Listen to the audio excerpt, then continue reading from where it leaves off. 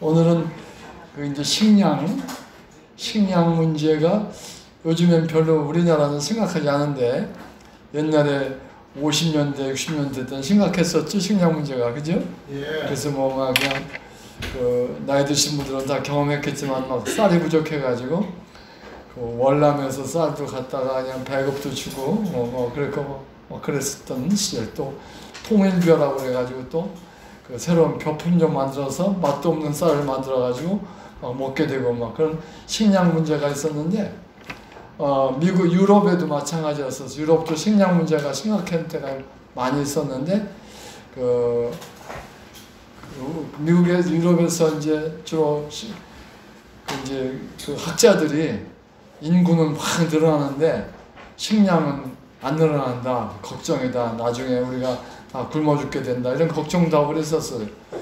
그런데 지금은 그렇지 않지요. 이제 근데 그렇지 않은 그 이유가 몇 가지가 있는데, 그러니까 식량 문제를 해결한 방법이 몇 가지가 있는데, 그 첫 번째 방법은 여러분 잘 아는 대로 콜럼버스라는 사람 알죠? 예. 누구예요?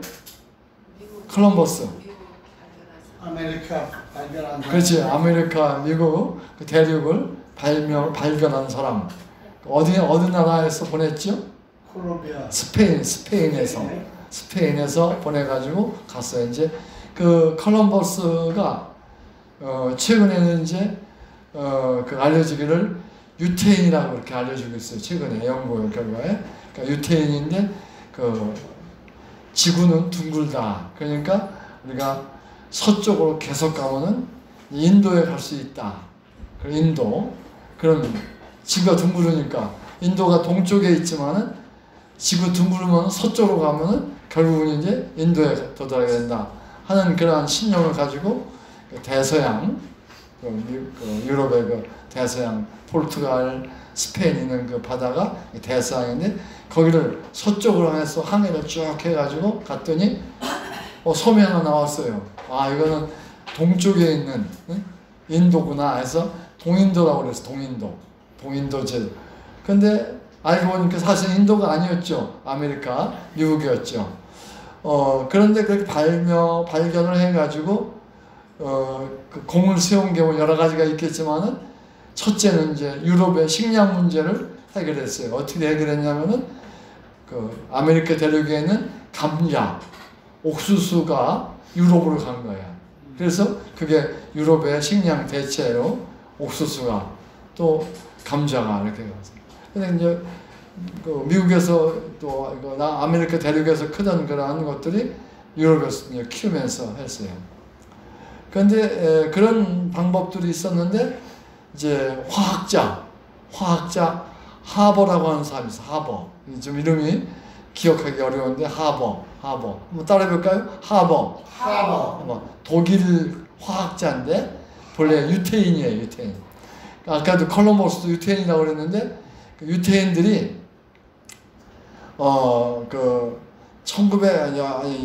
우리가 서기 70년경에 로마에 의해서 멸망을 했어요. 로마에 의해서 완전 점령을 당해서. 그래서 유태인들이 다 흩어졌어요. 세계 각지 흩어졌어요. 그래서 디아스포라 이게 그 흩어진 다른 나라로 이렇게 이주해 간 그러한 유태인이라고 그래가지고 디아스포라 유태인이라고 그렇게 얘기를 해요. 디아스포라. 그래서 세계 각지에 흩어져 사는 거야.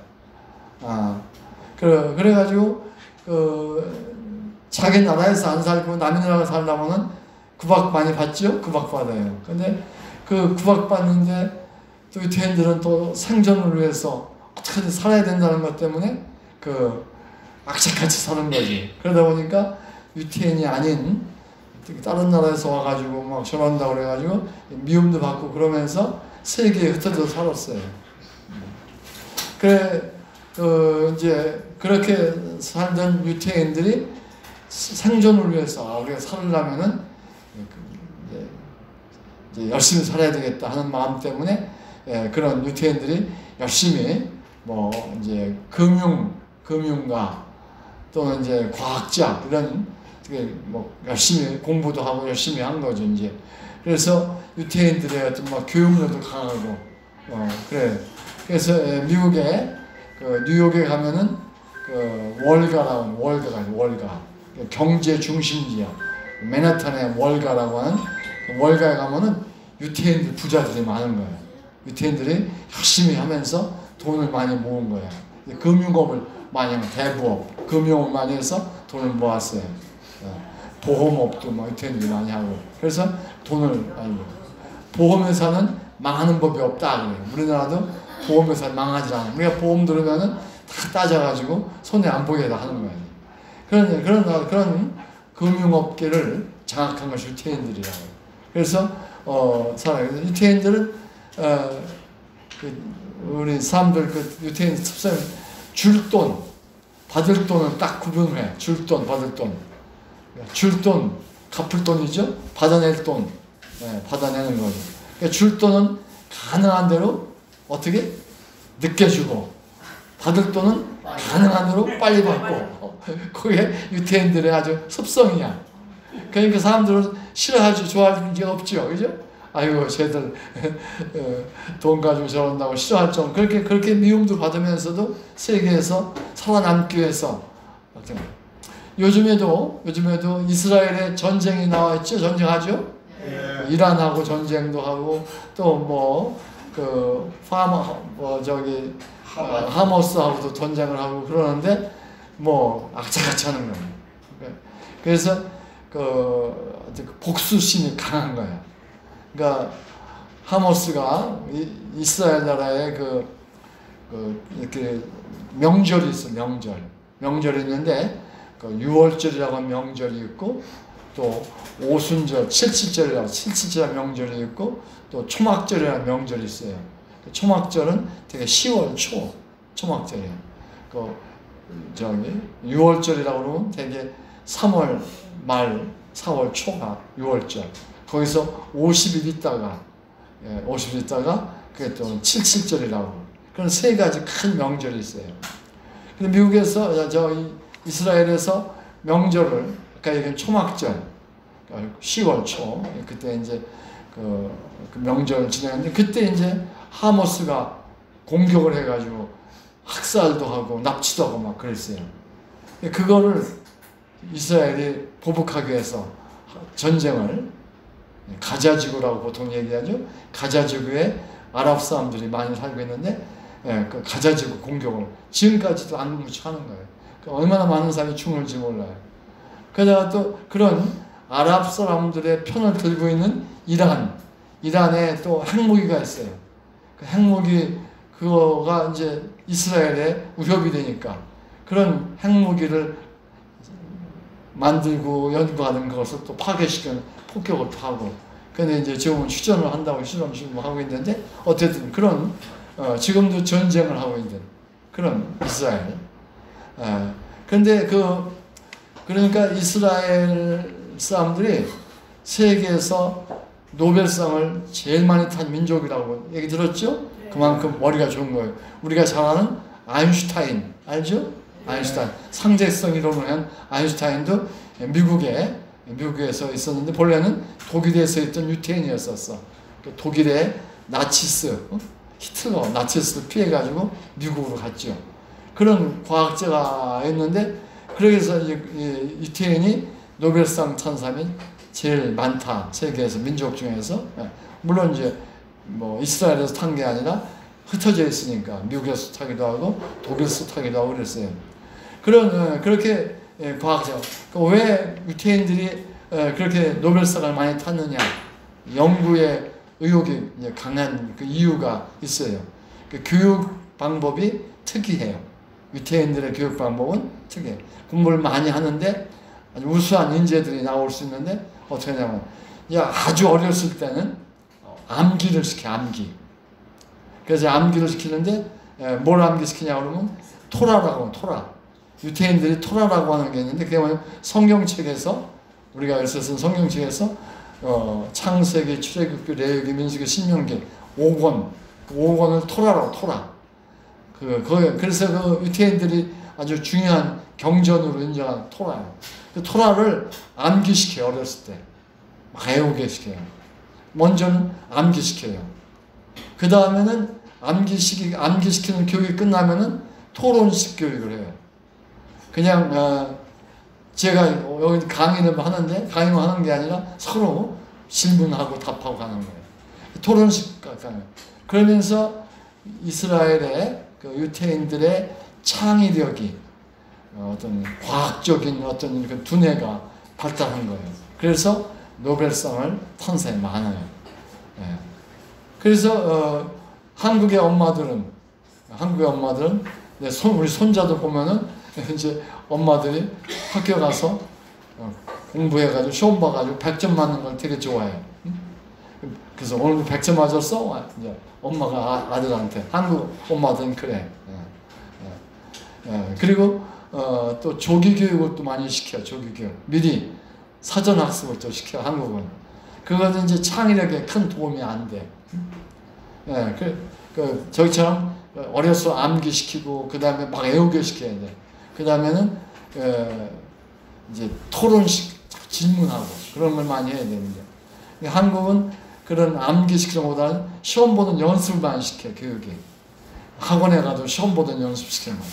시험 보는 연습을 시험은 잘 봐. 근데 창의력은 발전을 못하는 거죠. 그래서 우리 한국 엄마들은 너 100점 맞아서 올백했어? 이게 아이들이 질문에 초점이야. 그러니까 이스라엘의 엄마들은 학교 갔다 오면 아이들한테 질문을 너 선생님에게 무슨 질문했어? 질문 몇 번 했어? 질문을 하길 바라는 거야. 질문을 안 해 한국 애들은. 질문하는 게 참 좋은 건데 그래서 그런 질문을 하면서 토론을 하고 이런 교육을 시켜요. 그게 창의적 학습에 아주 도움이 되는 거예요. 한국은 학원에 가면 거의 시험 보는 연습만 시키는 거예요. 시험 보는. 그리고 또 조기 학습을 시켜요. 의대를 보내려면은 초등학교 4학년부터 과외를 시켜야 된다. 그게 아주 전통이야. 의대 가려면 의대가 어려우니까. 그래서 미리미리 4학년부터 초등학교 4학년부터 과외를 시키는데 과외하면은 학원에 가서 과외하면은 조기 교육을 시켜요. 그래서 중학교 공부를 초등학교 때 다 뛰는 거예요. 중학교 가면 고등학교가 다 뛰어요. 그리고 자꾸 반복해서 이제 저거를 시험 보는 연습을 해요. 그러면 이제 의대에 가는 거지. 그래서 의대 학교 간 학생들한테 물어보면은 너 과외 언제부터 했어? 초등학교 4학년부터 했다고 그래요. 그렇게 조기 교육을 많이 시켜요. 그러니까 그거는 창의력에는 큰 도움이 못 돼. 새로운 거를. 그러니까 한국에는 경제가 발전하고 과학도 발전하고 그랬는데 기술도 발전했어. 그런데 노벨상 탄 사람이 있어요? 없어요? 물론 노벨 평화상을 탄 사람은 있어. 그런데 노벨 화학상, 노벨 물리학상 이런 거 탄 사람은 한 명도 없어 아직까지. 그래서 우리가 창의력 교육을 좀 더 시켜야 된다고 이제 기초과학 이런 걸 많이 지금 강조하고 있어요. 어쨌든 그런 상황 실정에 독일의 하버라고 하는 유태민족인 독일 화학자가 있었어요. 그 하버라고 하는 사람은 1918년에 노벨 화학상을 탔어요. 저도 못한 노벨상을 탄 거야. 1918년에. 뭘 발명해서 탔냐 그러면은 암모니아를 만들어냈어. 암모니아가 뭔지 알아요? 암모니아. 여러분들 그 대변이나 소변 냄새 나죠? 그게 암모니아 냄새야. 방귀 뀌면 냄새 나죠? 그게 암모니아 냄새야. 그런 냄새. 그런데 물론 이제 암모니아만 나는 냄새가 아니라 섞어서 유화수소, 유황하고 수소가 결합되어 있는 유화수소와 같이 나는 거예요. 유화수소가 더 냄새가 고약한데 그런 냄새가 나는 것이 암모니아예요. 암모니아. 그러니까 그 암모니아를 처음으로 이제 만들어낸 거예요. 어디에서 만들어내냐면 공기 중에 있는 질소를 이용해서. 공기 중에 질소가 얼만큼 많아요? 작아요? 많다고 그랬죠? 몇 프로? 78%. 산소는 21%. 산소하고 질소가 공기 중에 대부분이야. 나머지 뭐 알곤이라든지 수소라든지 헬리움이라든지 탄산가스, 이산화탄소. 우리가 숨쉬면서 내뿜는 이산화탄소가 0.3%였었는데 지금은 0.4%가 됐어. 자꾸 이산화탄소 많이 나와. 왜? 자동차 뭐 이런 데서 다 나오는 거죠. 또 뭐 이런 우리가 에너지를 만들어서 쓰는데 그 CO2 이산화탄소 탄산가스가 발생할 수밖에 없어요. 그래서 그게 이제 0.4%야. 그게 지금 많아가지고 걱정이야. 0.4가 많대. 질소가 78%인데 걱정 안 하는데 탄산가스 이산화탄소는 0.4%가 됐어. 그래서 탄소 저감 장치, 탄소를 발생시키지 말자, 탄소 중립화 뭐 이런 것들이 요새 화두가 되고 있어요. 과학계에서. 왜? 그런 것들이 많이 나오면은 온실가스가 돼가지고 지구를 온난화시켜요. 지구가 더워져. 그래서 지구를 덥지 않게 하려고 무척 노력을 좀 세게 하고 있는 거예요. 어쨌든 그런데도 불구하고 암모니아는 78%가 돼도 아무 때도 쓸모가 없는 거야. 못 쓰는 거야. 암모니아라네. 질소가스는 아주 안정돼가지고 그러니까 N 질소가 원소교계 N이 두 개가 있는 분자야. N2라고 그래가지고 N이 N 두 개가 붙어 있는데 삼중결합으로 붙어 있는 거야. 물은 H2O인데 산소에다가 수소 두 개가 단일결합으로 붙어 있어요. 단일결합. 네. 산소, 물, 뭐 이런 것들이 이제 있는데 이 질소는 아주 안정해. 반응을 하지 않아. 다른 화합물을 만들지 못해. 질소 분자는.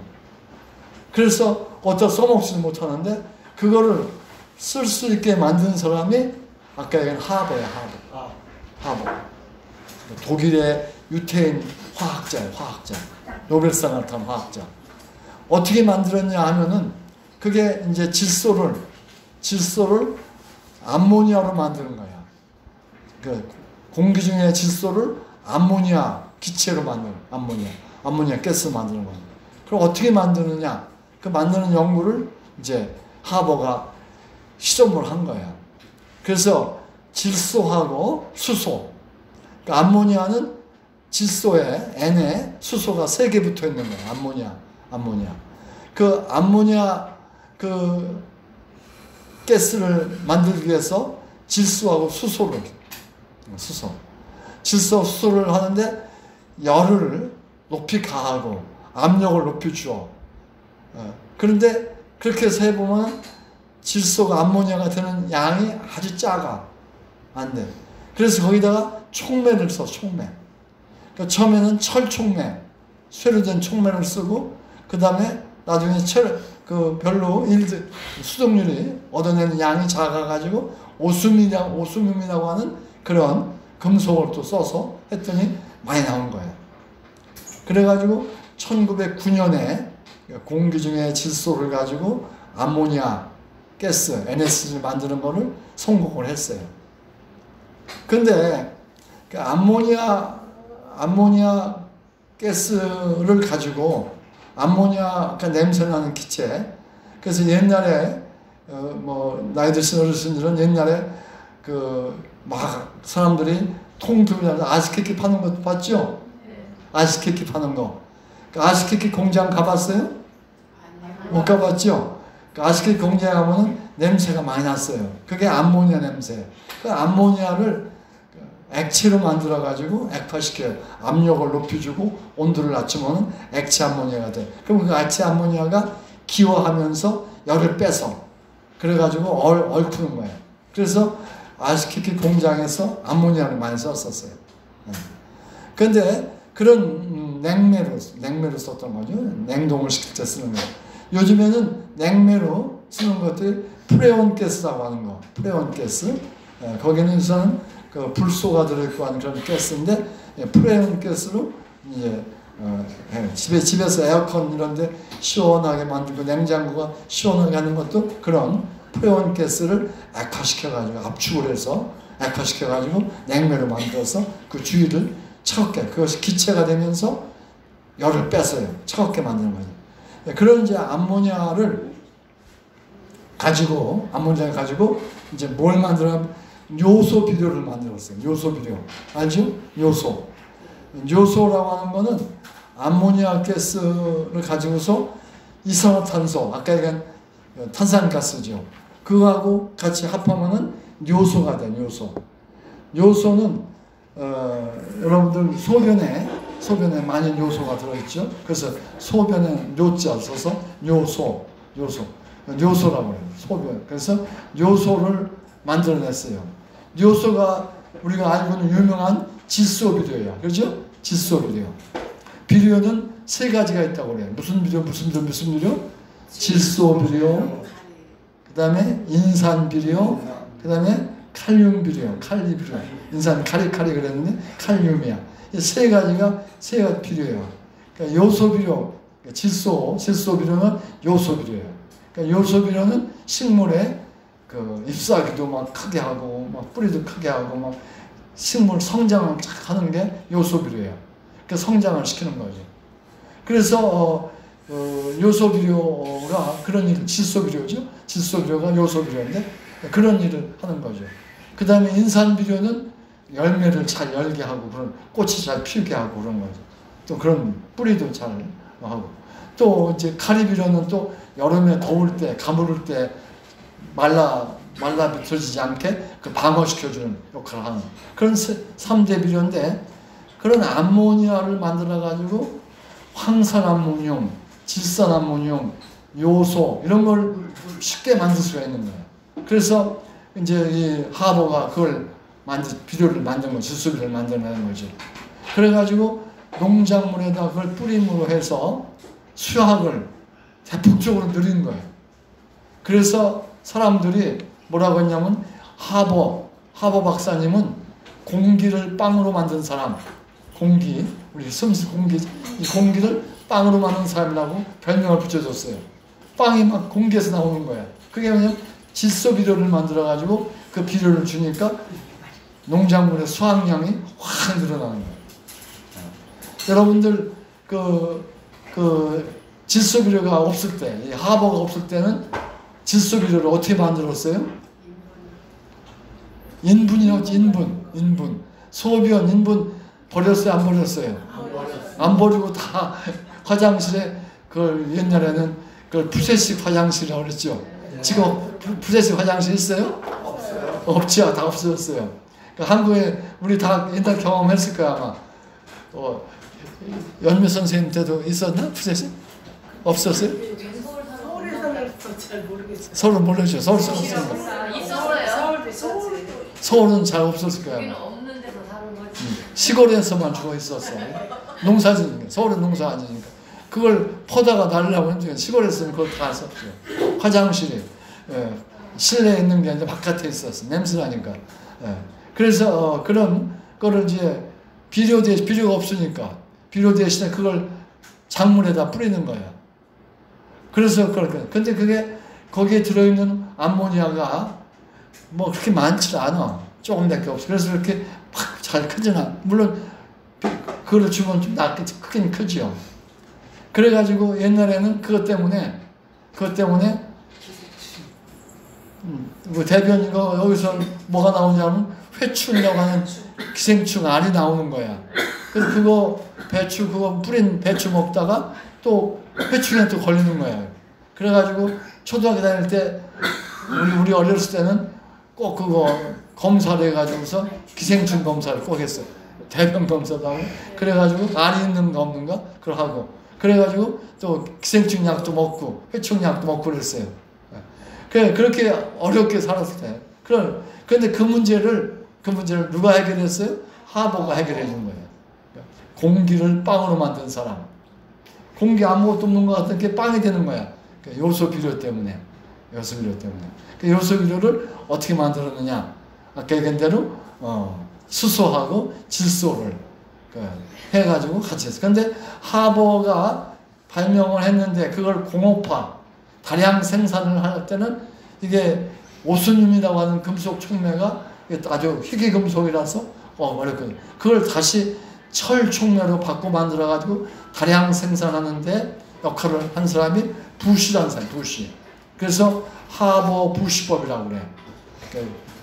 비료 만드는, 질소비료 만드는 그 법을 하버 부시법. 근데 질소비료 전에 암모니아를 먼저 만들어야 돼. 암모니아 만드는 법을 하버 부시법이라고 그래. 그리고 하버도 노벨상을 탔는데 그 뒤에 부시도 노벨상을 탔어요.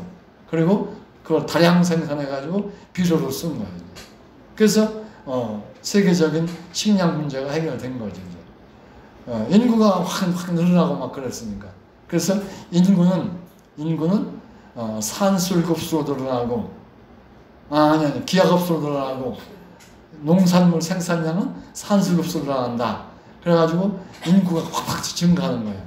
그래서 인구가 한 10억 명이었었는데 잠깐 사이에 지금은 80억이 됐어. 80억이.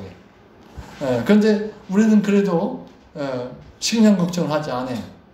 그런데 아프리카는 지금도 식량 걱정을 해. 그래가지고 아프리카에 식량을 보내주기 위해서 한 달에 10,000원씩 좀 내달라고 하는 거 방송에 자꾸 나오죠. 그런 식량 문제. 근데 그렇게 비료로 해결을 함으로써 그래도 이제 해결이 된 거죠. 이제 어쨌든 해결이 돼가지고 이렇게 이제 지내고 있는 건데 그런 하버라고 하는 사람이 공헌을 굉장히 많이 하고 크게 했어요. 근데 하버의 인생 문제를 좀 얘기하려고 그래요. 근데 아까 얘기한 대로 독일에 사는 유태인이라고 그랬어요. 근데 하버는 유태인이지만은 자기는 독일인이 되고 싶은 거야. 그래서 자기는 이제 유태인들의 종교, 유태교를 안 믿고 자기는 기독교를 개종을 한 거야. 그 중세 시대 이후는 그 기독교가 이제 독일에도 그렇고 독일은 이제 또 캐톨릭 교회가 있다가 다시 마르틴 루터가 종교 개혁을 해서 또 루터 교회가 많이 생겼는데 그 루터교로 개종을 한 거야. 하버가. 나는 독일인이다. 이거 독일인이다. 나는 유태교회 안 믿고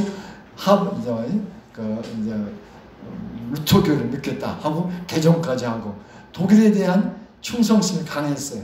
유태인이면서. 근데 그래가지고 세계 제1차 대전, 세계 2차 대전, 1차 대전 전쟁이 큰 전쟁, 세계 전쟁이 났어요. 전쟁이 나면은 세계대전이 나면은 막 전쟁터에 가서 이제 막 그냥 사람들이 많이 죽잖아요. 지금 전쟁이 나면. 그러니까 세계 1차 대전 때 그 하버라고 하는 사람이 얼마나 그 독일에 대한 애착심이 강했는지 군대 갔다 왔어요. 이제 젊었을 때. 근데 세계 1차 대전이 나오니까 나 다시 또 군대 가겠다고 그러는 거예요. 나는 화학자니까. 세계 1차 대전은 노벨상은 1차 대전 끝나자마자 이제 직전에 이제 받았는데, 이제 끝나고 나서 받은 거예요. 사실 이제 19년에 받았는데, 근데 1차 대전 전쟁터에 나가서 싸움을 하겠다는 거예요. 하버가. 무슨 싸움을 하느냐? 나는 무기를 만들겠다는 거야. 무슨 무기? 독가스, 화학 무기를 만들겠다는 거야. 그래가지고 하버가 독일 군대도 제대한 제대 군인이 다시 또 재입영을 해가지고 이제 대위가 됐어. 대위가 돼가지고 저기를 독가스 만드는 그 독가스 같은 게 뭐냐면 염소가스라는 걸 만들었어요. 염소가스 들어봤어요? 염소가스. 염산은 들어봤죠? 네. 염산. 염소가스는 염산 만드는 가스야. 근데 거기는 이제 염산은 이제 HCl이라고 그러는데 염소는 Cl 두 개 있는 거야. Cl2. CL이 들어있는 거야. 이건 굉장히 독한 거야. 이걸 많이 쏘이면 죽게 돼 있어요. 그래서 그 독가스 CL2를 만들어가지고 염소가스를 만들어가지고 전쟁에 썼어요. 그래서 독일군은 마스크 쓰라고 그러고 그 영국군이라든지 2차 대전은 이제 영국하고 독일하고 물론 미국하고 뭐 이렇게 한 편이었었어요. 그리고 독일하고 오스만 터키 튀르키예 지금은 튀르키예라고 그러죠. 거기하고 또 한 패가 돼가지고 그 전쟁을 막 해가지고 1차 대전을 하는 거죠. 그래가지고 영국이라든지 이런 미국이라든지 연합국은 러시아도 연합국이었었어. 그 많은 이제 인명 피해를 염소가스 때문에 입었어요. 어쨌든 그런 염소가스가 지금은 우리가 수돗물 정화할 때 써요. 지금 수돗물을 이제 상수원에서 물이 내려오면은 여러 가지 그 물질들이 있고 그 미생물들이 있어요. 그것들을 죽일 때 쓰는 게 염소가스야. 그 수돗물 정지할 때 염소가스가 꼭 써야 돼. CH 가스. 그걸 세계 1차 대전 때 독가스 썼어요. 그런데 이 수돗물을 정지하면 염소가스가 독한데 우리 먹으면 큰일 나거든요. 그건 아니야. 그 수도 정수장은 넓은 데가 있기 때문에 그 염소가스를 써도 다 날아가고 없어요. 또 금방 날아가니까. 날아가가지고서 넓은 정수장에서 날아가니까 별로 인체에 해롭지 않아요. 물론 조금은 묻어 있을 수가 있어요. 물 속에, 수돗물 속에. 그런데 그걸 뭐 요리하고 뭐 이러면서 또 다 날아가서 별로 없어요. 그래서 안전하려면은 수돗물도 끓여 먹으면 더 안 끓여 먹으면 염소가 다 날아가고 없어지니까. 그래서 보리차가 제일 좋다고 그러죠. 수돗물 먹을 때 보리차를 만들어 먹으면. 어쨌든 그런 염소가스를 전쟁 중에 만들어서 그걸 사용해가지고 많은 군인들에게 피해를 줬어요. 그러니까 이 과학자 아주 이런 사람도 과학을 해서 이게 인류에게 얼마큼 공헌을 가느냐 하는 거를 생각을 해야 되지 그냥 새로운 거 만들어서 전쟁에 쓸 거 만들면 안 돼요. 물론 이제 질소기료 만드는데 큰 공헌을 해서 식량 문제를 해결해 준 하버가 또 한편으로는 또 군인가 가지고서 독가스를 만들어서 그랬어요. 그리고 이 화학자니까 또 염료를 많이 만들었어요. 하버가 아주 굉장히 유명한 화학자입니다. 염료가 그냥 물감이에요. 물감. 그러니까 그 당시에 그림을 그릴 때 프로시안 브루라고 하는 유화지, 기름으로 그림 그리는 거야. 그 수채화가 아니라 그때 그 파란색 물감을 만들어낼 때 그 부산물이 나와요. 그 부산물이 그 청산이라는 거예요. 청산. HCN이라고 하는 게 있어. 근데 청산이라는 기체인데 그게 부산물로 나오는데 물에 녹여서 청산도 물에 녹은 만드는데 그래서 그 청산은 우리가 보통 모르는데 청산가리 나오죠. 그게 독약인 거예요. 독약. 그 청산을 만들어내는 부산물이 나오는 거야. 그래서 물감 만드는 그런 공장도 이렇게 기술도 하고 이렇게 하면서 청산도 만들어냈어요. 근데 청산이 굉장히 독한 것. 그래가지고 그 청산으로 살충제를 만들기도 하고 또 그 쥐 잡는 약으로. 근데 그걸 방에다 뿌리고 그러면 방에 있는 살충제는 이제 이거는 안 돼요. 독하니까 꼭 어디다가 외양간의 그 모퉁이에다가 거기다가 그걸 놔둬가지고 그 외양간에 여러 가지 살충을 시키고 그 다음에 또 쥐도 잡고 막 그랬던 그런 걸 만들어냈어요. 근데 그거를 만들어내고 그거를 이제 살충제로 하고 했는데 그게 뭐 유용하게 쓰긴 썼는데 그 일본이 이제 독일이 세계 제2차 대전을 일으키는 거야. 그거는 이제 히틀러가 나치스라고 하는 그러한 정치 조직을 만들어 가지고 세계 제2차 대전을 일으키는 거야. 그러니까 나치스 히틀러는 아주 반유대주의자야. 유태인을 굉장히 싫어해. 그래가지고 유태인을 많이 학살을 했다고 그러죠. 유태인 몇 명을 학살했다고 그래요? 600만 명. 그렇죠. 600만 명을 학살을 한 게 히틀러야, 히틀러. 나치스. 그러니까 그래서 아주 그 유태인들을 그렇게 많이 그러니까 아주 반유대주의자거든. 근데 아까 얘기한 하버도 반유대주의자야. 좀 유태인이야. 그러니까 나치스가 좋아하지 않지. 그러니까 결국은 독일서 못 살고 이제 독일서 탈출을 하고 나와가지고 영국에 가 있기도 하고 스위스에 가 있기도 하고 뭐 그런 왔다 갔다 하고 그렇게 이제 독일서 쫓겨났죠. 이제 독일을 위해서 군대를 2번씩 가면서 충성을 했는데 결국은 독일 나치스한테 쫓겨난 것이 하버예요. 그래서 하버가 이제 왔는데 영국의 유태인들은 이제 그 대우를 좀 받았어요. 영국에 화이트만이라고 하는 유태인이 있었는데 그 화학자예요, 화학자. 화이트만. 근데 이 영국의 화이트만 화학자는 영국에서 살면서 독일 나치스하고 달리 영국은 그렇게 안 해요. 영국은 그 유태인들을 많이 우대해 줬어요. 예, 또 영국은. 그리고 또 물론 미국에 그 나치스가 정권을 잡고 유대인을 싫어하고 유대인 학살을 할 때 아인슈타인은 미국으로 갔어요. 미국으로 가서 미국에서 미국도 청교도들이 미국에 처음 개척을 했는데 청교도들은 유태인을 상당히 좋아했어요. 그래서 미국으로 유태인들이 많이 갔어요. 러시아에 있던 유태인들, 독일에 있던 유태인들이 미국에 많이 건너갔어요. 미국에서는 유태인을 학대하지 않았어요. 독일서는 학대하고. 그리고 물론 스페인에서도 뭐 유태인들 내쫓기도 하고, 뭐 러시아에서도 유태인을 많이 학살하기도 하고 뭐 그랬어요. 근데 제일 많이 학살한 거는 독일이야, 독일. 600만을. 근데 그 600만 독일 사람들이 나치스가 유태인들을 학살하는 그 학살 장소에 사용한 것이 아까 얘기한 청산이라고 하는 거. 청산. HCN 가스로 유태인들 학살했어요. 그 가스만 써가지고 학살하면은 비용이 제일 적게 들었어요.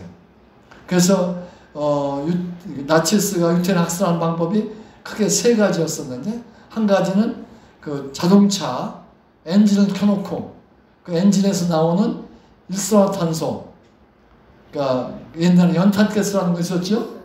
그걸 발생시켜가지고서 죽이기도 하고, 또 강제 노역을 시켰어. 밥을 안 먹이면서 일을 시켜가지고 학살을 했어요.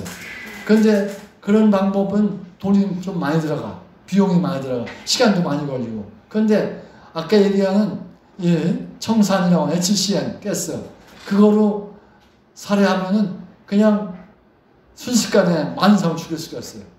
그래서 그 학살한 그 현장에는 어떤 그 유태인들을 기차로 싣고 와가지고 이제 수용소로 보내준다고 싣고 와요. 싣고 와가지고 수용소에 가기 전에 샤워 시킨다고 샤워장으로 몰고 가요. 샤워장에 가서 비누하고 수건을 주면서 샤워하라고 그래요. 그래서 기차 타고 오느라고 많이 수용소로 오느라고 힘들었으니까 샤워한다고 샤워장에 가가지고 들어가서 샤워를 할 때 그 샤워장에다가 그 청산을 뿌리는 거예요. HCN을. 그래서 그 HCN이 딱 뿌려지면은 15분에 죽어요. 그래서 그 현장을 그 샤워장을 들어가 보니까 벽에 손톱 자국이 많이 있더라는 거예요. 그게 뭐냐면 죽기 전에 막 살으려고 막 발버둥 치면서 손톱으로 벽을 긁어가지고 벽 자국이 있다는 거예요. 그렇게 비참하게 죽인 거예요. 그래서 죽인 숫자가 120만을 죽였대요. 120만. 110만이면 대전 인구가 150만이죠? 대전 인구 다 죽인 거예요. 이렇게. 그 HCN 가스로. 그러면서 하버에 그 HCN 가스를 이제 뭐 제조하는 방법을 부산물로 염료 제조하면서 부산물로 나오는 걸 발견한 하버의 친척도 HCN 가스로 죽은 사람들이 있다는 거예요. 그러니까 그게 얼마나 비참한 거예요. 그게 이제 지금도 미국에 이스라엘에 가면은 그렇게 써 있어. 그게 그 이제 그 학살한 현장 그 기념물을 해놨는데 뭐라고 써있냐면 용서는 하되 잊지는 말자. 그러니까 유태인들은 이스라엘 사람들은 독일 나치스가 자기들을 이렇게 많이 학살한 거를 용서를 해주자. 하자 잊지는 말자 그래요. 용서해 주는 거예요. 그러면은 잊어먹지 말자. 그러면서 그 구호가 거기 써 있어요. 뭐 우리나라도 마찬가지 일본에 의해서 많은 그 일제 시대 때 피해를 많이 봤죠. 그런데 우리도 그런 마음을 용서는 해주되 잊지는 말아야 돼. 다시 일본에 먹혀서는 안 돼. 그러니까 다시 이스라엘 사람들은 다시 그 독일에게 먹혀서 안 돼. 우리가 힘을 길러야 돼. 용서는 해줘. 그러나 잊지는 말아야 돼. 하면서 그 열심히 유태인들 지금도 무장하고 이스라엘 나라가 핵무기 보유국이야. 핵무기도 가지고 있고 그래 전쟁 나면은 막 그러고 무기도 그래 발전하고 그래가지고 굉장히 그 저기를 해요. 하여튼 그런 하버가 그렇게 이제 마지막에 그렇게 이제 독일에서 쫓겨나가지고 이제 방황하고 있는데 그 영국에 있던 아까 얘기한 바이츠만도 화학자예요. 바이츠만은 뭐를 발명한 화학자냐면은 아세톤을 만들어냈어요. 아세톤이 뭐죠? 그렇죠. 예. 아세톤 그걸 만들었는데 아세톤이 어디에 썼냐면은 아세톤을 가지고 그리세린을 만들어냈어. 그리세롤이라고 돼. 화학적으로는 그리세린을 만들어냈는데 그 그리세롤 그걸 가지고 뭘 만드냐면은 폭약을 만들어. 폭약. 거기다가 질산을 넣으면 나이트로그리세린이라고 나와. 나이트로그리세린은 어디다 쓰냐면은 폭약을 만들 때 써. 폭약을. 대포 무기를 만들 때 쓰는 거죠. 그런데 그 사실은 이제 그 아까 얘기한 아세톤은 어디서 만들었냐면 그 나무에서 목재에서 만드는 목재를 건류하면서 아세톤을 만들어냈어요. 그런데 영국에서는 그 아세톤을 만들기 위해서 무기를 만들고 아세톤이 필요하니까 그걸 만들기 위해서 독일에서 나무를 수입해다가 그 목재를 가지고 건류해서 만들어냈어요. 그런데 세계 대전이 일어나니까 독일에서 나무를 수출을 안 하는 거예요. 영국으로. 영국은 섬나라니까 나무가 많지 않아. 그런데 어떻게 무기를 만들 수가 없는 거지. 근데 그때 그리세롤, 아세톤을 만들어내는 방법을 아까 얘기한 바이츠만이라고도 하고 화이츠만이라고도 해요. 그러니까 W를 V로 발음하기도 하고 H로 발음하기도 하고 바이츠만이라고 하는데 바이츠만이라고 하는 영국의 유태인이 녹말에서 나무가 아니라 녹말에서 녹말이나 나무나 다 똑같이 세룰로즈로 되어 있는 거야. 세룰로즈로. 그런데 녹말에서 그거를 발효에 의해서 미생물에 의해서 아세톤 만드는 방법을 발견했어요. 그래가지고 그 아세톤을 가지고서 그리세롤을 만들고 그리세롤로 무기 만드는 니트로그리세를 만드는 거지. 그래가지고 그걸 영국에서 그러니까 얼마나 좋아. 근데 바이츠만은 젊어서부터 아주 어려서부터 시온주의자가 뭐냐면은 이스라엘은 각각 여러 나라, 러시아에도 그다음 독일에서도 여러 나라에서 핍박을 받아. 유태인을 좋아하지 않아. 그러니까 우리는 유태인 나라를 세워야 된다. 어디다가? 시온이 어디야? 이스라엘 나라. 지금 현재 그러니까 예루살렘이 있는데 거기다가 이스라엘 나라를 건국을 해야 된다 하는 마음을 먹은 사람들이 시온주의자. 그러니까 프랑스에서도 이스라엘 사람들 많이 학대를 하고 많이 학대받았어요. 그래서 시온주의자들 유태인들 가운데서 우리 이스라엘 나라를 이스라엘 나라에다가 하자. 이스라엘은 아랍 사람들이 점령하고 있을 때는 거야. 그래가지고 거기에다가 나라를 세우자는 거냐. 그걸 영국에서도 그 바이츠만이 그런 공을 세웠다고 그래서 벨푸어 선언이라고 하는 벨푸어 외무장관이 벨푸어 선언을 했어요. 유태인들이 이스라엘 나라 그 땅에다가 나라 세우는데 영국이 적극적으로 도와주자 하는 선언을 했어요. 그것이 벨푸어 선언이야. 영국이 적극적으로 도왔어요. 영국이 세계 1차 대전을 끝나면서 거기에 주로 이제 오스만 투르크라고 아까 얘기했어요. 오스만 투르키에 거기가 다 이스라엘 그런 나라를 다 점령하고 있을 때야. 그때 이제 그 지역을 지금 현재 이스라엘 땅 지역을 영국이 관할했어요. 그리고 다른 프랑스도 이런 데도 관할한 지역이 있었고, 근데 프랑스하고 영국하고 나눠서 이제 그 아랍 사람들이 통치하던 지역을 관할한 거지. 거기에 영국이 현재 이스라엘 그 나라 지역을 관할할 때니까 이스라엘 독립시켜주는데 참 좋은 거예요. 그래서 와이츠만이 화학을 잘 열심히 연구해서 녹말을 가지고서 아세톤 만드는 기술을 개발했다고 결국은 영국에서 인정을 해주고, 그리고 영국 사람들이 벨포 선언을 해가지고 이스라엘 나라 재건을 하는데 도움을 준 거예요. 그래가지고 1948년, 1945년에 세계 2차 대전이 끝난 다음에 독일이 또 망한 거지. 유태인 학살하고 망한 다음에 이제 48년도에 이스라엘 나라가 세워진 거예요. 그리고 초대 대통령이 아까 얘기했던 바이츠만이라는 사람이 있었어요. 바이츠만이 대통령이 된 거예요.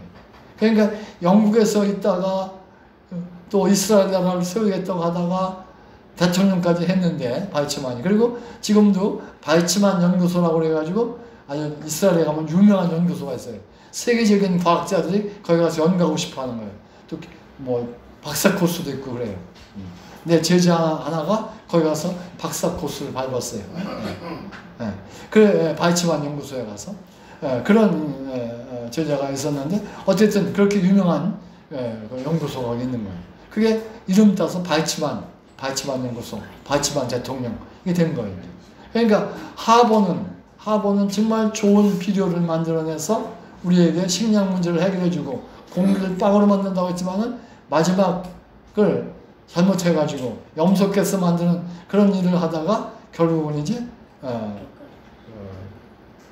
나치스 때문에 쫓겨나서, 그래가지고 왔다 갔다 하다가 이제 심장병에 걸렸어. 쫓겨나고 그래서.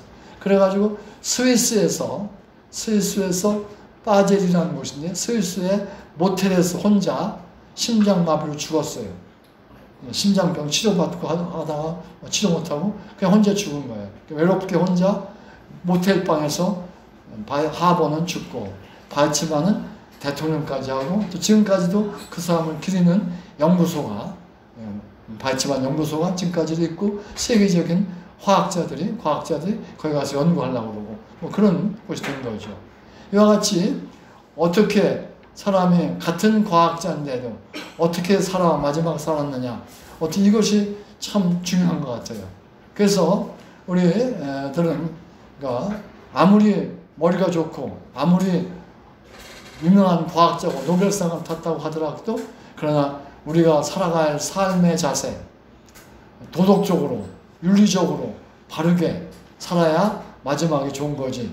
그렇게 전쟁 무기 만들다 많은 사람을 죽이게 되면은 결국은 이제 최후가 좋지 않다. 그래서 우리의 삶의 자세를 어떻게 하면 좋을까 하는 것을 이제 바이츠만하고 하버를 생각하면서 우리가 생각을 해볼 필요가 있는 거예요. 그래서 뭐 아무리 똑똑하고 아무리 훌륭한 과학자, 그게 중요한 게 아니야. 우리가 어떻게 바르게 사는가, 어떻게 인류를 위해서 공헌할 수가 있을까. 그러니까 전쟁 무기 같은 거 만들면 안 되는 거죠. 전쟁이 안 되는 거죠. 어쨌든 지금 현재 세계가 전쟁 중에 지금 있지요. 우크라이나가 전쟁 중에 러시아하고 전쟁하고 있는데, 이런 전쟁에 이제 이런 것 때문에 많은 사람들이 죽어가고 있는데, 전쟁이 일어나면은 군인이 많이 죽나요? 민간인이 많이 죽나요? 민간인이 많이 죽어요. 전쟁이 일어나면 군인이 많이 죽어야 되는데, 전쟁이 일어나면 군인이 안 죽고 민간인이 많이 죽고 있어요. 민간인 중에 남자가 많이 죽나요? 여자가 많이 죽나요? 예? 남자가 많이 죽어요. 여자가 많이 죽어요. 또 어린이가 많이 죽어요. 어른이 많이 죽어요. 어린이가 많이 죽어요. 이게 할 일이 아니라 안 할 일이야. 하지 말을 일이 전쟁을 일으키지 않기 위해서 우리가 최선을 다해야 되는 거죠. 전쟁 일으키면은 이제 안 되는 거죠. 예. 그래서 우리 한국이라든지 이런 나라는 전쟁을 안 일으키기 위해서 노력을 하고 그렇게 해야 되죠. 예. 그래서 이제 우리가 뭐 한국도 핵무기도 있어야 된다고 그러고 막 그러는데, 북한에서 막 핵무기를 위협하고 막 그러는데, 이런 전쟁을 하지 않고 평화적으로 남북이 통일되면 참 좋겠다, 이런 생각을 하는 거죠. 예. 그래서 기독교인들은 이제 주로 이제 남북이 전쟁하지 말고 기독교 신앙으로 북한의 기독교를 전파해 가지고 기독교인이 되면은 이제 전쟁 안 하고 통일이 될 수가 있다. 이게 이제 꿈이에요. 예, 남북 통일을 전쟁을 해서 남북 통일을 하면 안 되고 전쟁하지 않고 평화적으로 통일을 하기 위해서 노력을 한다. 기독교인들은 어떻게 하든지 북한한테 예수 믿게 기독교 복음을 전파시켜가지고 예수 믿는 사람 많으면 공산주의가 안 된다. 뭐 이래가지고서 평화적인 통일을 많이 연구하고 있죠. 어쨌든 이런 평화, 또 이런 도덕적으로 인류를 사랑하는 마음, 이런 마음을 가져야만 된다. 모든 사람들이 과학자뿐만 아니라 정치가도 그렇고 다 모든 사람이 그런 마음 먹어야 되겠다 하는 거로 오늘 강의를 마치도록 하죠. 예, 예. 질문 있으면 하시도록 하죠.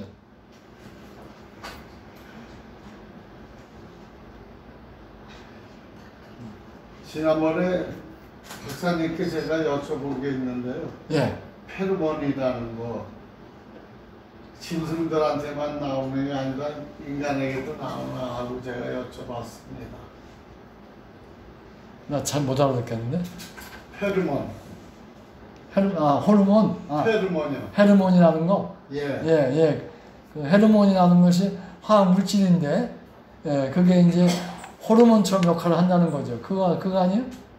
예. 예. 순놈이 많이 나오죠. 예. 그래서 이제 우리가 헤르몬이라고 하는 건 이제 호르몬 계통인데 그런 것들을 우리가 자꾸 개발하고 해서 이제 그 많이 여러 가지 이제 그 생활용품 많이 써요. 이제 우리가 씨 없는 포도 요새 드시죠? 예. 씨 없는 포도도 그 포도씨를 없게 하는 호르몬 비슷한 그 저기를 써가지고 씨를 없애주는 거야.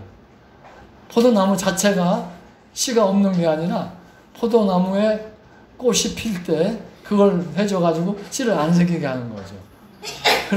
그런 식으로 여러 가지 이제 화학적인 물질을 이용해가지고 헤르몬이라고 하는 물질을 이제 호르몬과 같은 역할을 하는 물질이라고 해서 이름을 헤르몬이라고 붙였는데 그걸 가지고서 이제 우리가 일구지 않은 것들을 아주 신기한 일들을 많이 하고 있다고 연구를 많이 하고 있는 거죠. 그래서 우리 사실 이제 인체, 동물 이런 데에서 우리가 호르몬이라고 하는 그거를 많이 이제 채취해 가지고 해요. 그래서 우리가 지난번에 강의했던 것 같은데 우리 뇌 뒷속에 그 솔방울샘이라고 하는 그 기관이 있어요. 거기서 이제 호르몬을 만들어내요. 그게 뭐냐면 수면 호르몬이라는 거예요. 수면 호르몬. 또 행복 호르몬 이런 것도 만들어내고 있어요.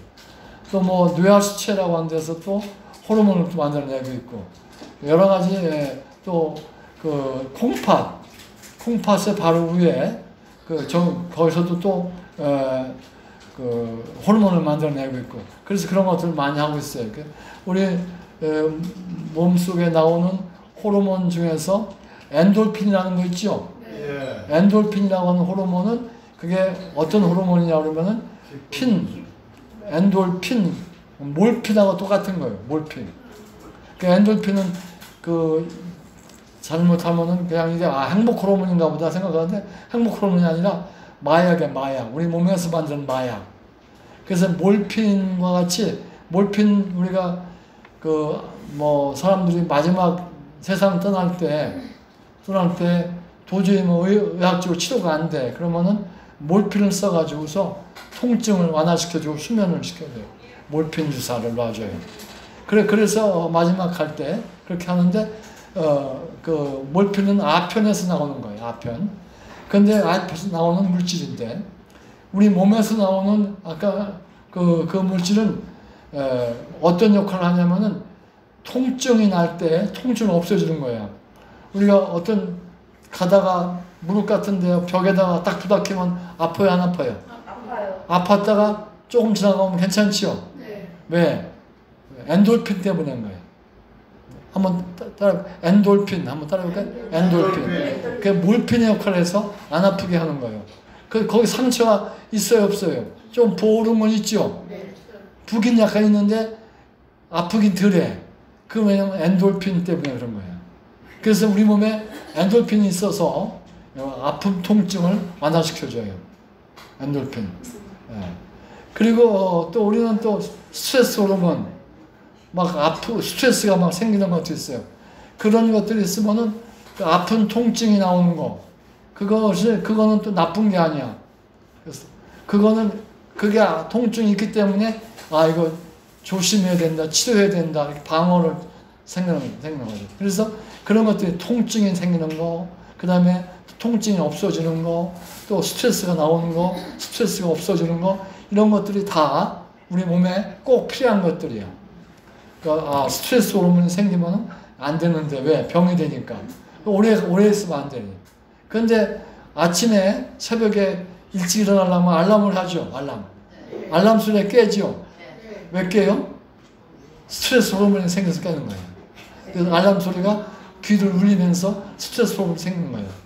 그러면 그 다음에 그게 또 없어지는 거예요. 근데 그런 스트레스 호르몬이 계속 우리 몸을 괴롭히면 그게 병이 되는 거예요. 그래서 스트레스는 조금 있는 건 좋은 거야. 우리 몸을 보호하기 위해서 꼭 필요한 거야.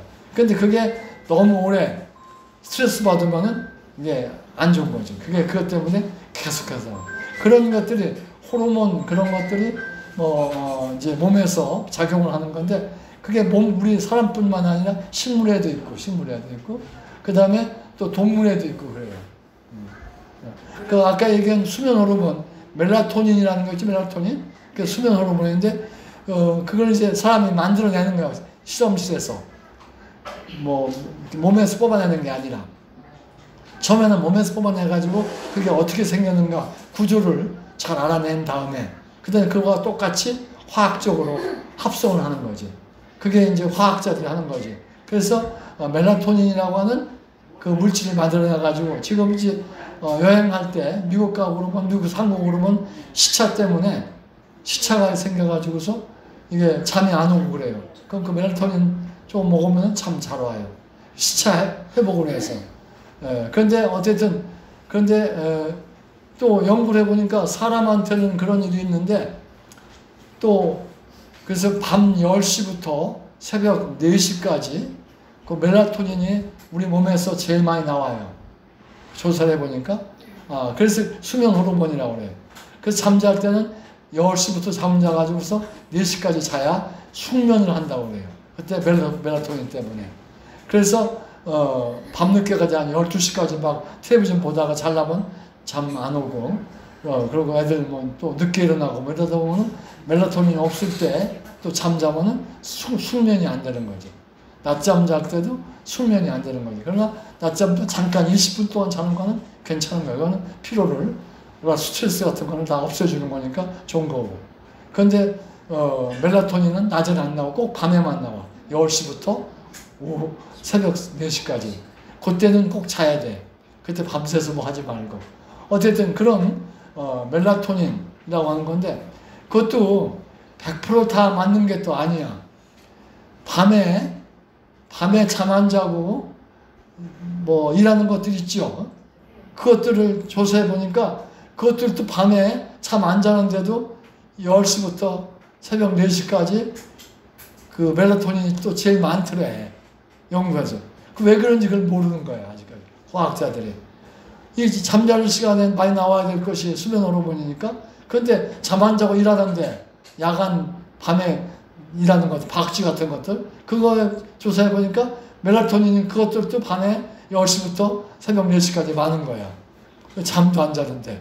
그 이상하다. 지금 그 연구 지금 하고 있는 거예요. 어쨌든 규명은 안 됐지만. 그런 연구를 하고 있다는 거. 이런 것들, 그게 페로몬이라는 것도 그런 물질 중에 하나일 거예요. 아마 제가 잘 모르는데. 저기 드라마사요.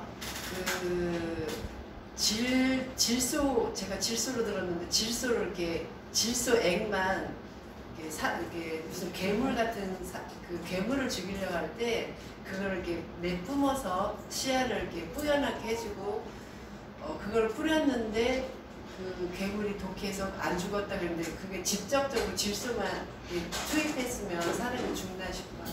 개미 죽이는 약으로 질소? 네네. 질소인지 질산인지 모르지만 드라마 그런 게 있었어요. 그 괴물을 맞아. 질소가 여러 가지가 있어. 질소라고 하는 것이 N인데, N이 들어있는 건 아까 얘기한 암모니아와 같이 비료로 쓰는 것도 있지만은, 질산이라는 거지, 질산은, 그게 아주 강한 산이야, 질산. 그것도 굉장히 나쁜 건데, 그 질산을, 아까 얘기한 대로 그 질산 가지고서 여러 가지 질산 암모늄이라든지 질산 가지고 여러 가지 화합물을 만들 수가 있어. 거기에 살충 효과가 있는 물질을 질소가 들어있는 것을 만들 수가 있는 거죠. 그러니까 지금 내가 오늘 강의한 내용은 질소를 가지고서, 질소가 뭐냐 그러면 공기 중에 가스야. 그 가스를 가지고서 암모니아를 만들어 가지고 비료를 만든 거예요.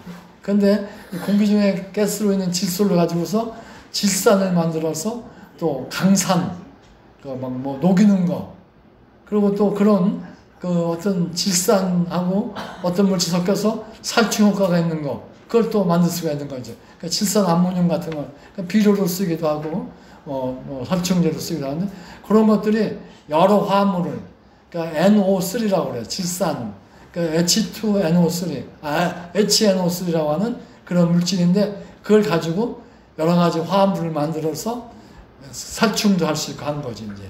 네. 그래서 개미 죽이는 약도 그런 중에 하나일 거예요. 네. 그냥 공기 중에 질소가스, 그거는 못 죽여. 아무것도 못 죽여. 살충 효과가 전혀 없어요. 반응을 안 하니까 아무거나 하고. 그러니까 어떤 동물들에게 들어가도 아무 효과가 없는 거죠. 질소가스는. 그런데 이 공기 중에 있는 가스, N2 가스라고 하는 질소가스는 이제 뭐가 되냐면, 불이 났을 때 불을 끌 수는 있어. 그게 많이 들어가 있으면 액체 질소를 가져와서 같이 뿌려주면은 화재, 산불 났을 때 쓸 수가 있죠. 그런 게 쓸 수 있는데, 질소는 공기 중에 78%가 있지만은 이거를 공기를 압력을 주고 온도를 낮추면은 액체가 돼, 액체. 액체 질소는 부피도 작아지고 또 질소가스가 큰 거를, 그걸 보관하고, 그걸 또 이제 아까 얘기한 대로 냉매, 어떤 걸 차게 얼굴 때 마이너스 78도 C, 우리가 보통 마이너스 5도, 마이너스 10도 춥잖아요. 근데 마이너스 78도로 하면 다 얼어버려. 78도 C를 만들 때 액체 질소를 써요. 액체 질소는 공기 중에 질소가스를 압력과 온도를 이용해가지고 액체로 만들어요. 그거를 모아놓은 것이 액체 질소예요. 그러니까 실험실에 가면 액체 질소 많아요. 저도 액체 질소 가지고 실험 많이 했는데 절대로 몸에 해롭지 않아요. 그게 질소가스가 됐다고 그래가지고 그거 마셨다고 그래가지고 전혀 몸에 반응은 안 해. 코로 들어갔다가 그냥 나와버리지 몸속에 가서 뭐 만들고 못해. 그러니까 절대로 해롭지 않은 게 질소가스입니다. 안전해서 그런 거죠. 그럼 드라이 아이스는 뭘로 만든 거예요? 드라이 아이스는 아까 얘기한 대로 탄산가스를 액체로 만든 거야. CO2를. 그런 액체로, 그러려면 그 압력을 높여주고 온도를 낮춰주면은 그게 액체가 됐다가 고체가 된 거야. 그게 드라이 아이스. 그러니까, 어떤 모든 물질을, 우리가 물은 이제 차갑게, 공기, 뜨거우면은 수증기가 되는 거야. 차가우면 물이 되는 거야. 더 차가우면 얼음이 되는 거야. 그러니까 액체, 기체, 고체, 세 가지가 다 있는 거예요. 그러니까 질소도, 근데 고체 만들기는 굉장히 어려워, 질소는. 근데 아까 얘기한 드라이 아이스는 고체 만들기가 쉬워. 고체로 만들어 놓으면은 그게 다시 기체가 되면서 열을 뺏어가가 차가워지는 거예요. 그 드라이 아이스 쓰면은 그 냉매인 거지, 이제. 됐어요? 예. 또 다른 질문 없으면 마치도록 하죠. 예. 수고하셨습니다.